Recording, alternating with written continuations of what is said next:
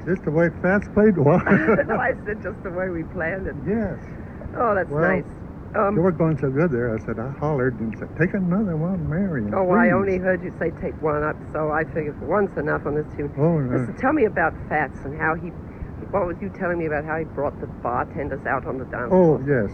Well, we, with the Benny Goodman Band, we played a colored dance in Washington, D.C. Mm-hmm. And at the time, Fats Waller had his orchestra at a theater there, the Washington Theater. So he brought all of his bartenders and tons and tons of gin.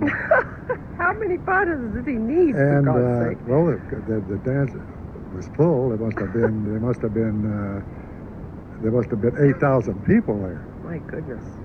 So he had bartenders, and he put the bar right up on the stage. Oh, my goodness. And everybody, they danced and they drank. And I'm telling you, before that thing was over, that joint was jumping. And that's just exactly the way he wanted it to be. Everybody was stoned, too, I'll bet. Stoned out of their skulls. Were you drinking gin in those days?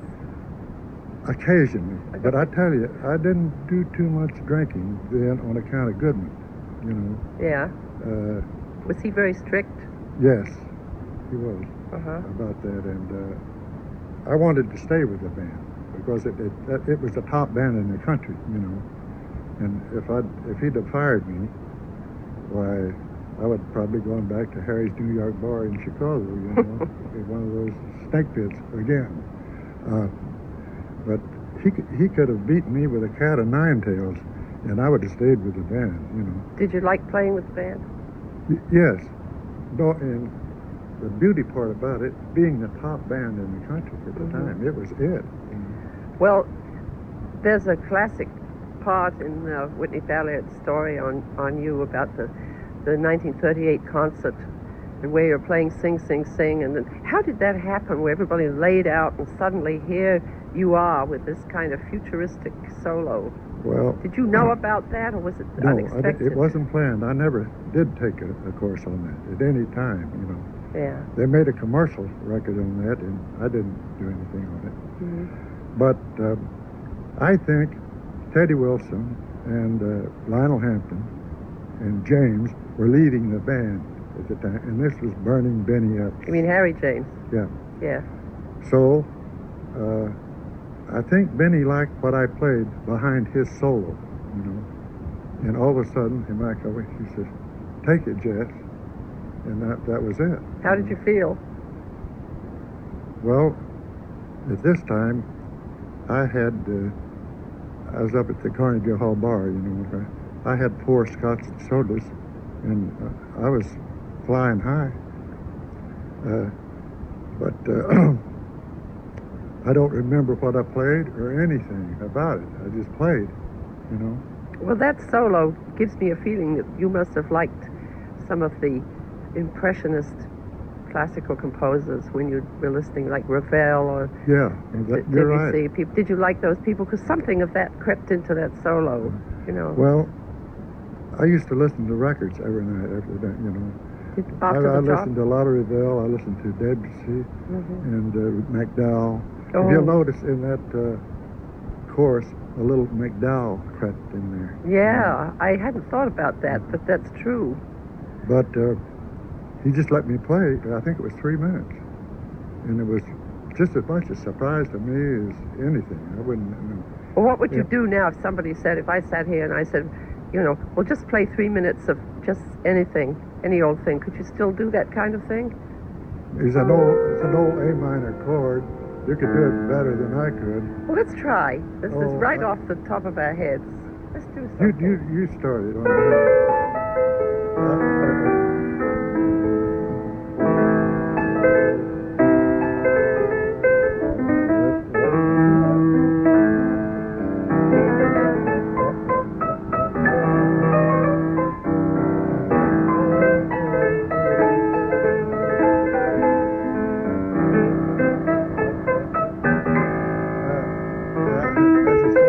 You can play it better than I can. I don't know. I just wanted to have fun, Yeah. see what would happen. You're having fun.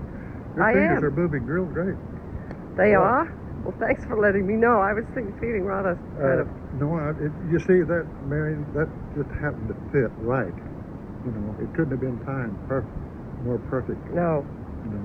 Well, probably. If it had been rehearsed, I would have lost it up. And if you'd had time to think about it, if you'd known it was coming up, you probably would have got I would have nervous. ruined it. But this way, there you were flying high, you had your 4 scotches, and you thought, oh, what the heck, and away you went. Mm-hmm. But I'll tell you what you can do for me if you'd like to. You were noodling around, and you were just kind of fooling with Autumn in New York. Do you think you could play a little solo version of that? Something like that. Out of tempo, like real pretty, like...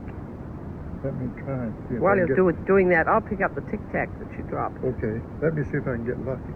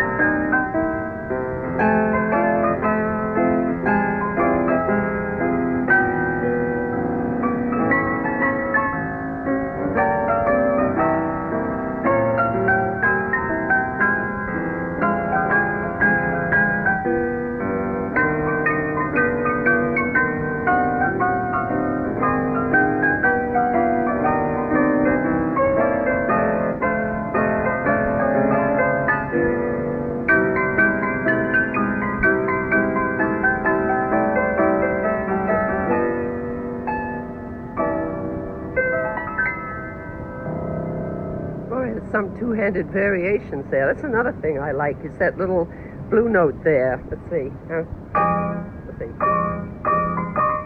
How do you do that? I can't do that. Just let it slide off.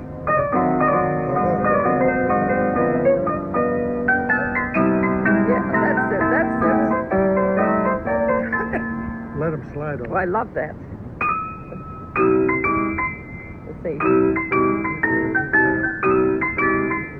Is that it? Something You like got that? it. You got it. Good. I just stole that from Jess Stacy. I just want the world to know. And I want the world to know that you're a great pianist. And Thank I've you. always admired you. And you know that keyboard from A to Z. You know, keys don't bother you or nothing. You know? Thank you. That last time I worked with you in 1974, New York City. You know, Remember? that was such a great concert, a solo piano concert at Avery Fisher Hall. Do you and- remember how cold it was backstage? Oh, it was terrible. I had It's my like an gloves ice on. box. I know. had to thaw my hands out. I never did think they'd thaw out, you know. Well, they did when you got on stage. I Mhm. never forget that ovation you got, you know, because people hadn't seen you around those parts for quite a few years.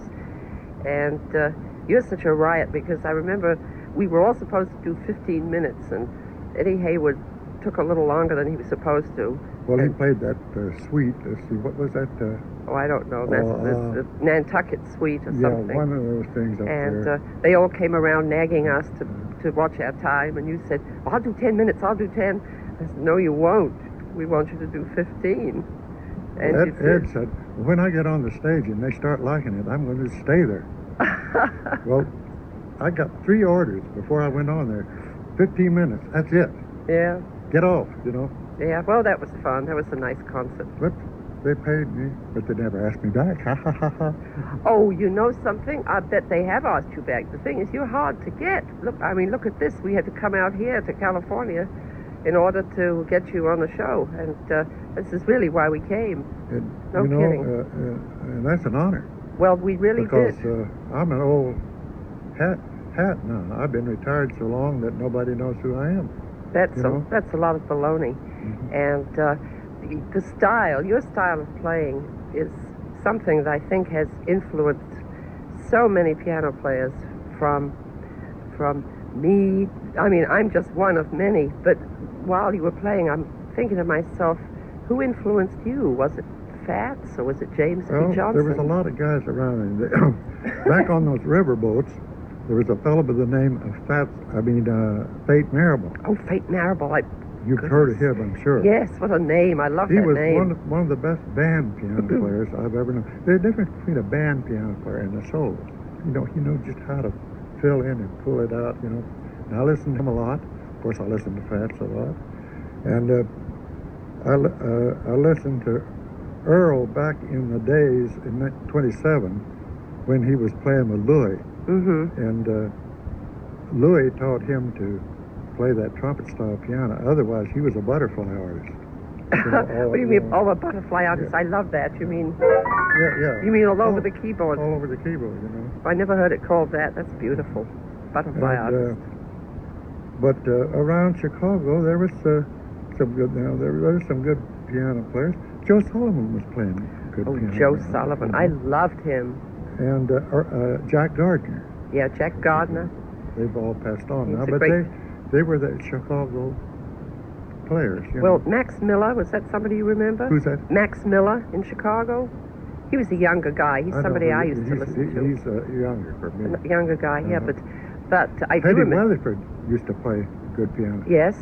I've heard him only twice, but it was, you know, a nice piano. Did you ever hear Lil Armstrong play? Lil? Yes. Yes, at the Dreamland Cafe in Chicago. Oh yeah. Did you Mhm. like her? Was she good? Well, What was her style? she was Louis' wife, and he just kept her. You know, I think she was interested more in the classics. Really? I thought, poor thing, she's dead now, but I thought she played kind of Ricky Tick. Really? But when you had Louis and the Dodds brothers, you could have had Carmen Cavalera, and it wouldn't make any difference. know? Johnny You know. Dodds and who was the other one? Baby. Johnny Baby. Baby. You know that I actually played with Baby Dodds. Can you believe that? In Chicago in the 1950s. You did? Yeah, with Jimmy McPartland and Floyd Town. There's a guy you worked with. Yes, I worked with Floyd. In a concert, Baby Dodds. I was thrilled to death. You know, one of Yeah. the great early drummers. He kept real good time, didn't he? Yes, Nice. very Mhm. solid. Well, that's what you do. You keep Mhm. that real definite, straight ahead time. It's never any deviation from the feeling of swinging, you know.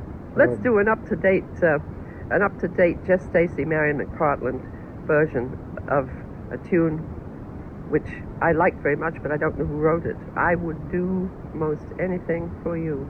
Yeah, I don't know who Jess, wrote that Stacy. either. I don't know who wrote Let's it. do that, huh? Yes. You start.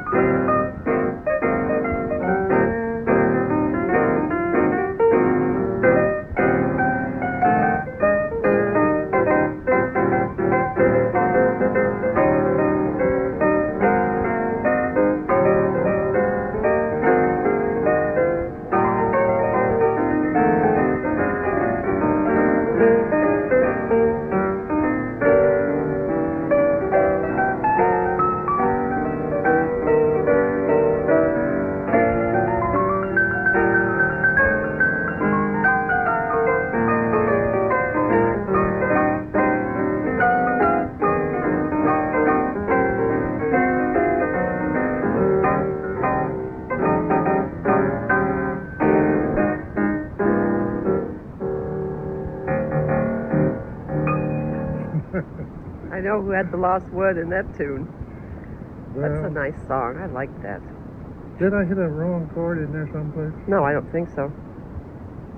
I don't know. But, you know, when you're improvising, I think it's permissible to hit a wrong note once in a while, because I think people don't always realize that when you're doing something off the cuff like this, it isn't anything that you've written out or rehearsed. And in fact, a lot of people don't understand that. You could just look at it as free form. Right, free form, that's Free form. exactly, or aleatory music, like Alec used to say. It's funny because there's certain tunes that I seem to play all the time, like, I can't think of the name of it.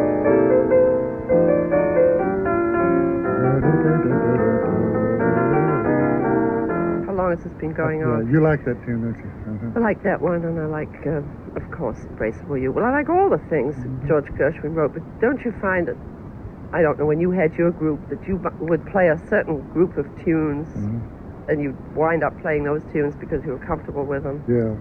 Well, you did a good job on Alec Wilder's things. Oh, well, I sure love those. Do you play any of those? Like, I'll Be Around? I don't, but I like them. I don't know why I don't. I guess there's not enough time in the day, you know. I'll send you a couple. When I get out in the garden and work and slave and take care of housework and vacuum and clean, wash dishes. You do dishes. that too? Come on, you sure. Come on, you wash your wife. You wash dishes? Certainly. Well, Pat's at work all day. She's at work all day, yeah, making a living. Well, tell me about the garden, though. That's your pride and joy, isn't it? Yes. Working in the garden. I love that. I have all sorts of exotic plants growing up there.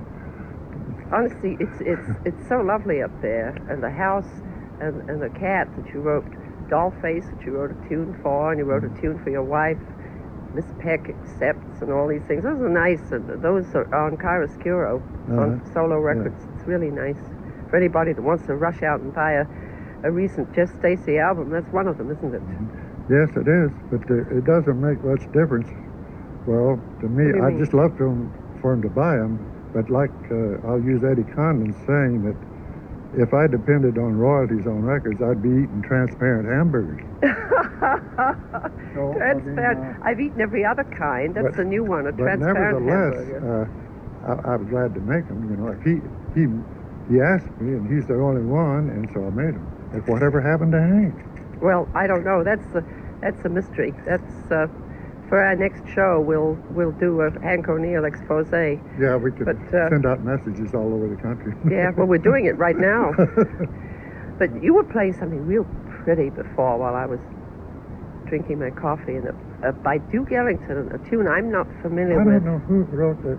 Moon Mist. I think the arranger that used to die, that used to work for Billy Strayhorn. I think that's who. I don't know. Well, I don't care. It's pretty. Will you play it for me? I'll make an attempt. All right.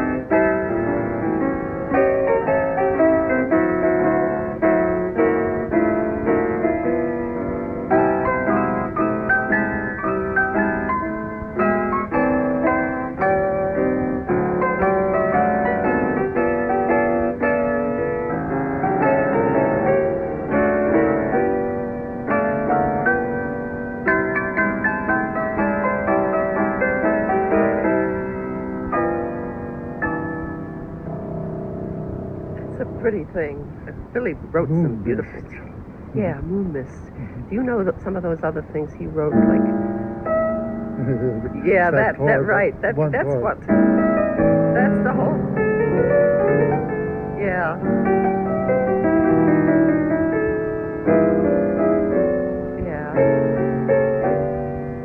colors are pretty in there. I know. It's nice to see you smile while you're playing those, because that's what affected me about that tune. Do that one more time. It really knocked me out.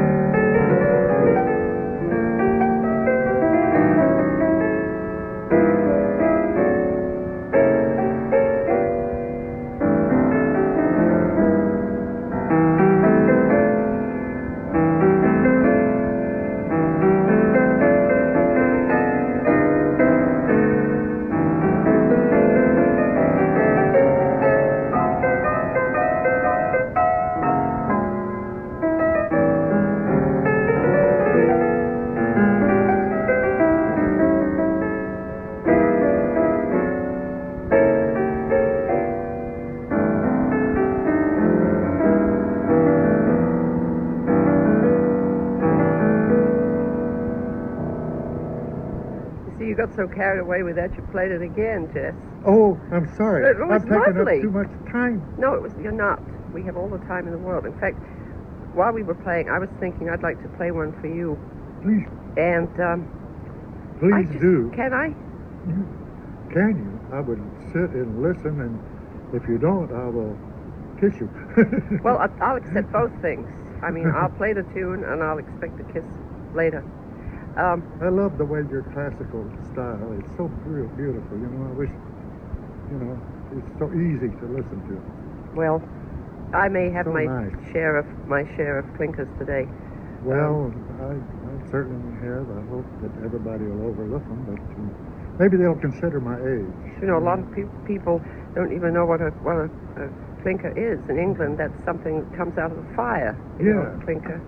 You rake it away and you throw it back in the fire. But so. they shouldn't make allowances for being 77 years old. Oh, no allowances. No allowances. You're supposed to play like you did when you were 25. That's exactly Okay, right. okay.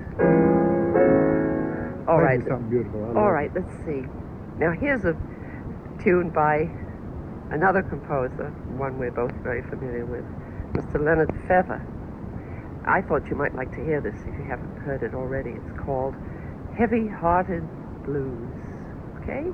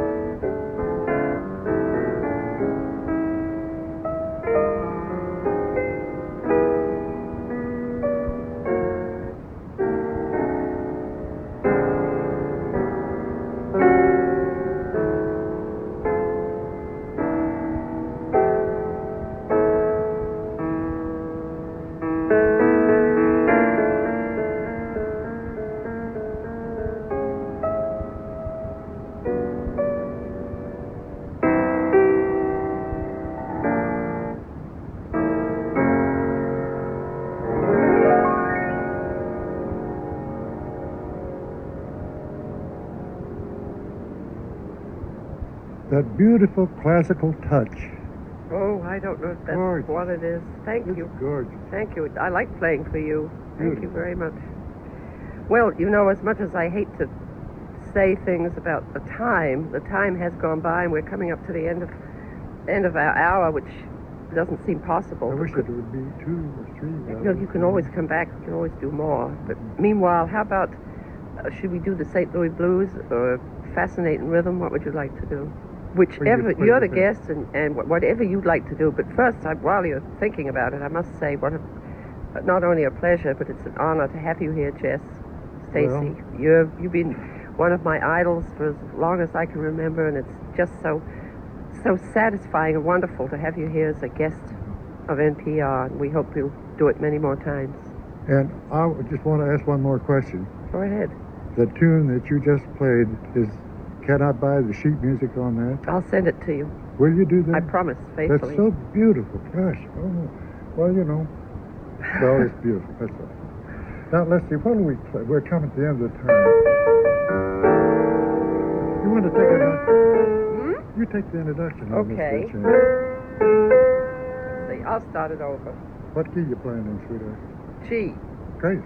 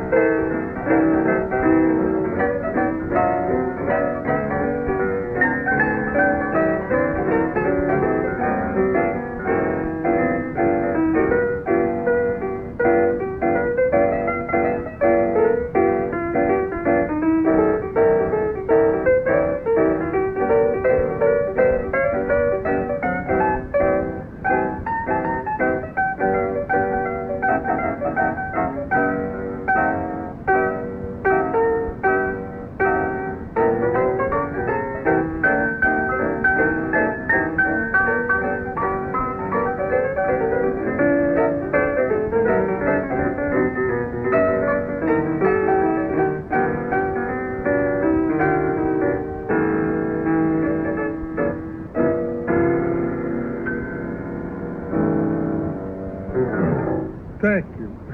Thank you, Jess.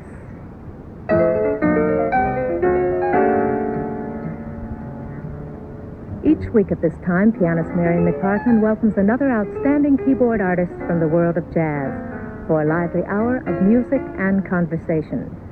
Joining her today was the legendary jazz star, Jess Stacy. Marian McPartland's Piano Jazz is a production of the South Carolina Educational Radio Network and is made possible by a grant from Exxon Corporation. Production assistance for this program was provided by the Baldwin Piano and Organ Company. Piano Jazz is produced by Dick Phipps and recorded by C.B. Chuck Britz. Mastering engineer is Sherry Craighead. Production coordinator for NPR is Steve Rath. Production assistants are Charles Ball and Ronald Renew. Executive producer is William D. Hay. I'm Alice Gettle.